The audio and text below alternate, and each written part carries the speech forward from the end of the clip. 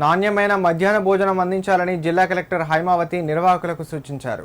విద్యార్థులకు అందించే కూరల్లో రుచి మెరుగుపరచాలని, విధులు సక్రమంగా నిర్వహించాలని, లేని ఎడల కఠిన చర్యలు తప్పవని వంట సిబ్బందిని హెచ్చరించారు.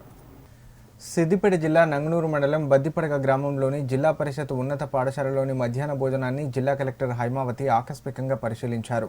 పప్పు, బెండకాయతో సాంబారు, గుడ్డు మాత్రమే వండారని, కామన్ డైట్ మెనూలో భాగంగా ఇంకో కూర వండలేదని ఆగ్రహం వ్యక్తం చేశారు.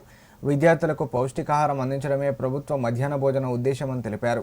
వంట సరుకులు, చేసిన కూర పర్యవేక్షణ, భవనంపై నుండి నీరు కారుతున్నా పట్టించుకోవట్లేదని ప్రిన్సిపల్ పద్మపైన ఆగ్రహం వ్యక్తం చేస్తూ విధుల్లో ఇంత నిర్లక్ష్యంగా ఉన్నందుకు కఠిన చర్యలు తీసుకోవాలని డీఈఓకి ఫోన్ ద్వారా ఆదేశించారు. విద్యార్థులను రోజు ఆహారం మంచిగా పెడుతున్నారా అని అడిగి ఆరా తీశారు. విద్యార్థులకు వడ్డించే ప్రక్రియను పరిశీలిస్తూ అన్నం, సాంబార్ సరిపడినంత పెట్టుకోవాలని తెలిపారు. అనంతరం విద్యార్థులతో కలిసి భోజనం చేస్తూ విద్యార్థులను ఆప్యాయంగా పలకరించారు.